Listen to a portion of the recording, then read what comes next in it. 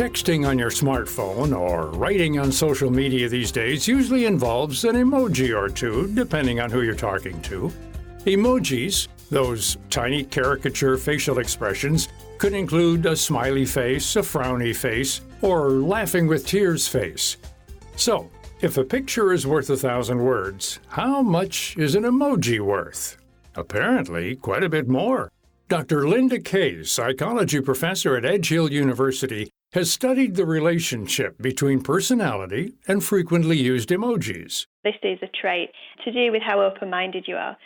We seem to find that's quite a prominent trait, actually, to determine the types of emoji people use. Research also shows that strangers are able to make extremely accurate first impression judgments based solely on a person's typical emoji reactions. When we look at first impression information in the psychology research, we know very little about how we make first impressions about openness. We don't tend to be able to do that very well in face-to-face environments. But what we found in another study as well is that actually openness does seem to be something we can accurately understand in another person just by looking at the Facebook profile. Understanding others better through emojis is just one advantage. Marcel Danesi, professor of anthropology at the University of Toronto, says the allure of emoji use may date back to the caveman days. Now, visual languages have existed since the beginning of time. In fact, the origins of alphabets are in pictographic systems. We read images much more holistically and powerfully than we do written messages. I'm absolutely convinced that all those marvelous religious paintings in churches in the medieval period are text to be read rather than written. Nobody could read at that time anyhow, or wanted to read. It wasn't that much of a value. So visual writing, visual communication is much more basic to us as humans than is linear, digital, alphabetic, discursive communication. In his book, The Semiotics of Emoji, The Rise of Visual Language in the Age of the Internet, Danesi discusses how cultural and historical influence can play a large role in the popularity of certain emojis. According to Danesi, the smiley face many of us send dates back to the 1960s. I remember as a counterculture youth, we would wear T-shirts with a smiley on it. The whole idea is make love, be happy, not war. And it's amazing that the emoji phenomenon has adopted that one as probably its universal symbol. Balancing universal understanding with differing cultural backgrounds can be a challenge for emoji designers. Unicode is one such organization that codes new emojis and takes online requests for unique ideas, offering users the ability to create more inclusive and on-trend emojis. Despite the variety, Danesi says the most popular emojis are what you would expect, but the meaning behind them can differ depending on certain factors. Even now, statistical studies of who uses more of one emoji and the other according to language, according to age group, and so on. Honestly, the top 10 emoji, the smiley, the tears with joy, etc., those seem to be the most commonly used across ages, across classes, across everything. I mean, that was the original plan, to have a universal visual language that would be as unambiguous as possible. However, over the years, as people start to use them with different cultural backgrounds and so on, there starts to be a filtering of the meanings and a need to cater to cultural priorities. And in fact, Unicode responds. These tend to be used among people who are in the same cultural milieu.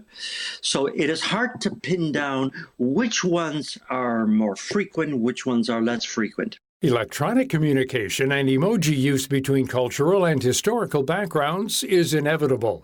With that being said, emojis can sometimes get completely lost in translation. As many of us know, misinterpretation across different generations can come into play when emojis are used. If you ask anybody, are emojis effective? You'll kind of find almost a generation gap where I feel like most younger folks will say, oh, of course they're useful. Older folks maybe, and I'm not trying to be like ageist or whatever, kind of look at it as, oh, those aren't really forms of communication. That's Dr. Thomas Daniel, co-author of a paper titled Emojis Affect Processing Fluency on Social Media, published in the journal Psychology of Popular Media Culture. But the thing is, whenever we have, and the literature backs this up, whenever we have text on a computer, you don't have any body language to look at, to perceive what that person is communicating, what their intent was.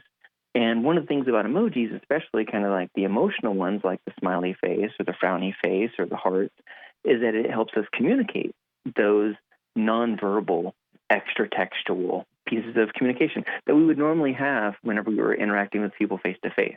Daniel and his co-author Aleka Camp have researched the influence an emoji may have on a text and a person's understanding of the message. One of the reasons why we like emojis is because they help us express ourselves. And I think that by having more diverse emojis, by having them more specific, by having them even animated in some ways, that makes them even better able to communicate ourselves, but also matches that real-life expression that we might be trying to get across in our online communication. Electronic messaging isn't going away anytime soon, so what changes might be coming our way?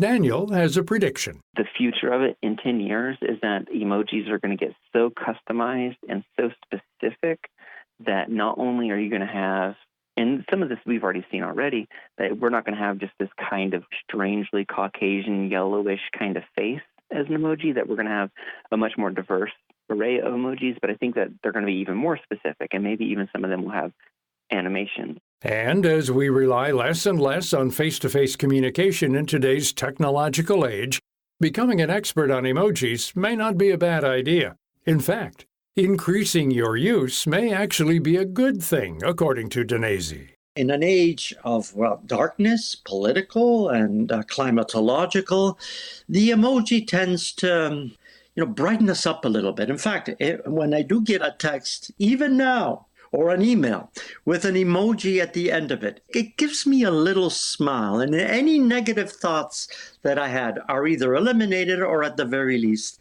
attenuated. As the technology will change, so too will the forms of writing. Everything in culture changes. As technology evolves, we evolve along with it. While this language grows, it's interesting to think about how these symbols reflect our culture. Reacting with a smiley face emoji on Facebook or in a text could be one way to show your real smiley face to the world. An emoji could be a window to a person's inner feelings or traits, just like an in-person facial expression. Needless to say, use your emojis wisely. You can find out more about this topic and our experts by visiting viewpointsonline.net. You can also follow us on Instagram and Twitter @Viewpoints Radio. And subscribe and listen to our show anytime on Apple Podcasts, Google Play, and Spotify. Our writer this week is Annie Kroll. I'm Gary Price.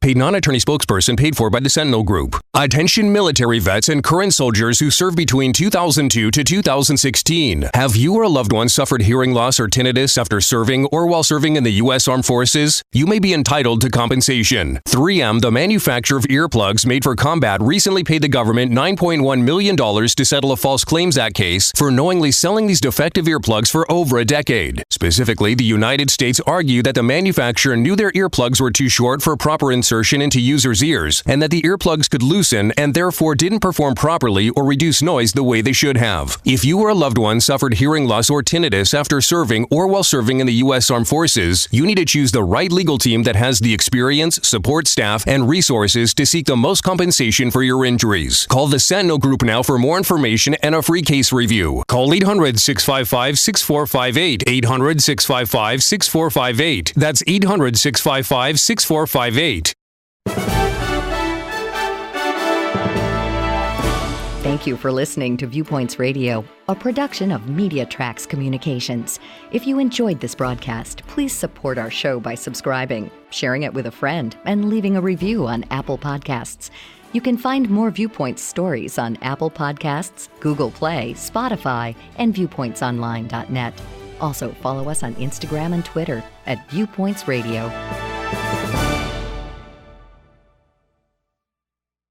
Coming up next week. I was already very skeptical and thought she was a very dangerous person. The story behind Theranos and Elizabeth Holmes. Then, Lin-Manuel Miranda, the creator of Hamilton, he put it as, I have a lot of apps open in my head right now. That's what he likes to say. The benefits of juggling several different passions in life. I'm Marty Peterson. and I'm Gary Price. These stories in depth on your public affairs magazine, Viewpoints.